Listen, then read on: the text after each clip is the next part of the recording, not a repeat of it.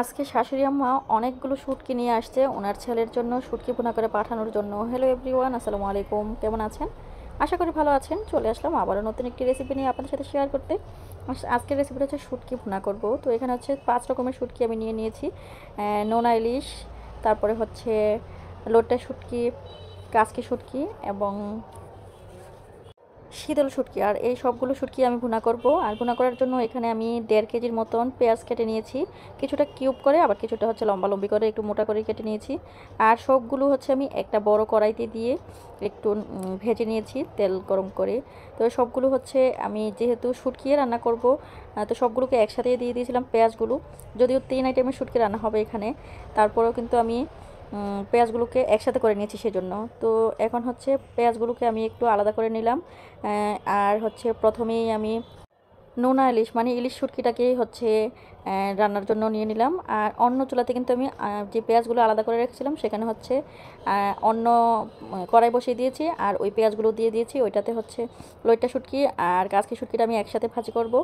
আর এই চুলায় তো আমার ইলিশ শুটকিটা হচ্ছে, তো ইলিশ শুটকিতে কিন্তু লবণ লাগে না, মানে নোনা ইলিশ যেটাকে বলে আর কি, এটাতে লবণ দিয়ে বানানো হয়। তো সেই জন্য হচ্ছে আমি পেঁয়াজগুলোকে আলাদা করে নিয়েছিলাম। পেঁয়াজগুলো যখন ভেজেছিলাম লবণ দেওয়া হয় নাই প্রথমেই।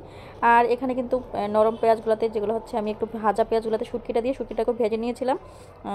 শুধু হচ্ছে হলুদ আর মরিচ দিয়ে দিলাম, হলুদের গুঁড়া আর মরিচের গুঁড়া দিয়ে হচ্ছে সামান্য পরিমাণ পানি দিয়ে আমি হচ্ছে এগুলোকে কষিয়ে নিয়েছি।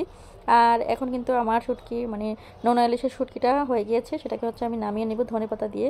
আর অন্য কড়াইতে কিন্তু আমার লোটে শুটকি আর কাচকি শুটকিটা সহ একসাথে ভেজে নিয়েছি। আর এই কড়াইটা একটু ছোট হয়ে গিয়েছে, সেই জন্য হচ্ছে আমি বড় কড়াইটাতে আবারও এটাকে ঢেলে নিয়েছি। আর এই কড়াইতে আবারও হচ্ছে শীতল শুটকি ভুনাটা করব। শীতল শুটকিটা হচ্ছে আগেই আমি হচ্ছে শুধু তেলের মধ্যে হচ্ছে শীতলটা দিয়ে দিলাম আর ভেজে নিলাম, মানে গলিয়ে নিলাম। আর এখন হচ্ছে আগে থেকে ভেজে রাখা পেঁয়াজগুলো, আমি যদি একটা আইটেম করতাম তাহলে হচ্ছে একসাথে পেঁয়াজগুলো ভাজতাম না। যেহেতু 3-4টা আইটেম হবে আর পেঁয়াজ দিয়ে হবে, সেজন্য হচ্ছে আমি পেঁয়াজগুলোকে ভেজে আলাদা করে নিয়েছিলাম। আর এখানে কিন্তু অনেকগুলা মরিচের গুঁড়া দিয়ে দিলাম, মানে গুঁড়া মরিচের গুঁড়া। আমার হাজব্যান্ড খুবই ঝাল পছন্দ করে। আর এদিক দিয়ে কিন্তু আমি লোট্টা শুটকিটাও হয়ে গিয়েছে, আর ধনেপাতা দিয়ে এখন তুলে নিব। আসলে ঝাল ঝাল করে শুটকি বোনা দিয়ে খাবার খাইতে খুবই ভালো লাগে। আর আমার হাজব্যান্ড হচ্ছে অনেক দিন ধরে দেশের বাইরে থাকেন, তো ওনার জন্য হচ্ছে আরও কয়েকবার হচ্ছে এই আইটেমগুলো দেওয়া হয়েছিল, কিন্তু সে পায় নাই। তো সেই জন্য হচ্ছে আবারও এখন তার জন্যই হচ্ছে এই রান্নাগুলো করা হচ্ছে। সাথে আরও মাংস রান্না ছিল, তো আজকে শুধু হচ্ছে শুটকির ভিডিওটা আপনাদের সাথে শেয়ার করলাম। আর এই যে শীতল ভুনাটাও হয়ে গিয়েছে। আর এখন বাকি আছে রসুন মরিচের ভর্তা। রসুন মরিচের ভর্তাটা হচ্ছে আমরা কাঁচা খাই, কিন্তু যেহেতু বিদেশে পাঠাবো সেই জন্য হচ্ছে আমি ভেজে নিলাম তেলে। তো এই যে রসুন মরিচের ভর্তাটাও কিন্তু রেডি হয়ে গিয়েছে। আর আমার ভর্তা আইটেমগুলো কেমন হলো কমেন্টের মাধ্যমে জানিয়ে দিবেন।